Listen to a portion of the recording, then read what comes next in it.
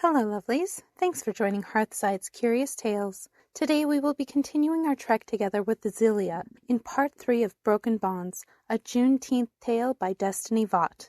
So sit back and enjoy this animated story with me. My friend Orisa walked over to me then.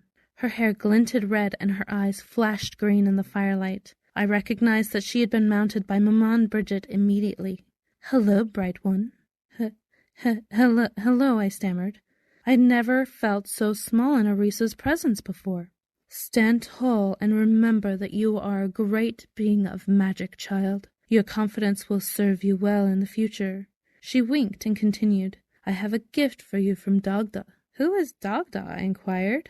"Dagda is my father, and he is a great sorcerer. He has asked me to give you this Wengus necklace. It houses the spirits of his best student of all time. Her name is Kaliak, and her soul will guide you in the discipline of sorcery." The necklace had an ice-blue gem surrounded by delicate bands of silver. It hung from a long silver chain, but I knew I would be murdered if the Mandevilles saw me with it. "Thank you so very much. Please thank Dagda for his faith in me." Orisa's eyes flashed green one last time as she winked at me again, and then her body and those of the other mounted collapsed to the ground in unison. The moon had barely moved in our time at the tree. The rest of us helped the mounted regain their senses, and then we hurried back to the shack, for Claude needed us. His back was still bleeding from the lashes. Maman pulled up her secret floorboard and grabbed her dried herb jars. "Zelia, put some water on the fire," she whispered sternly. I got to work immediately. Out of the side of my eye, I saw Maman mix together plantain, yarrow, honey, vinegar, salt, flour, and some turmeric. From her stolen stores of ingredients, it is a good thing she always set aside some of the Mandeville's items for all of us, as we weren't allowed to have anything but clothes and the meals approved by the Mandevilles directly. Claude would have died, and those colonial devils wouldn't have cared. My blood boiled, but I calmed myself with thoughts of our coming escape. Maman started wiping the poultice onto the deep wounds on Claude's back. I heard a voice whisper in my ear, "Zelia, go place your hands over his back and repeat after me. Shorten the wheel of time, O mystic power. Bring back from the brink this friend of mine. Let your enchantment transpire, a remedy for wounds divine.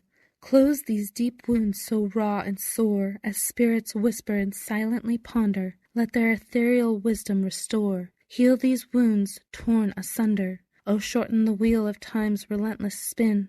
With your enchantment let miracles unfold. For this friend of mine from darkness to win. Let love and healing forever hold." My hands began to glow. I felt energy pouring out of me, and the ugly red welts upon Claude's back receded until there wasn't even a scar to show they had been there.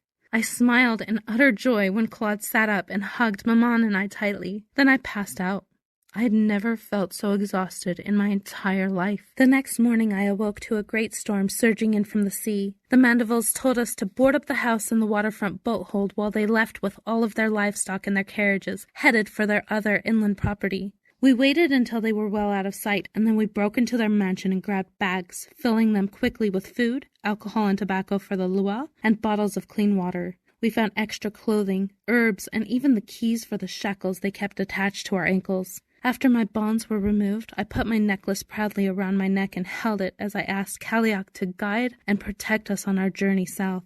Mexico, the land of the free and accepted, awaited us. Getting to the boat hold was long, hard, and amazingly arduous due to the storm. However, the trees seemed to bend to protect us from the barrage of water, and the waves quelled as we stole a boat from the Mandevilles big enough to transport all 100 of us. Thanks again, lovelies. That is the end of our story time today. Please like and subscribe to join me for more weekly animated stories. Also, comment to let me know what you thought of my story today. Have an incredible day. Goodbye.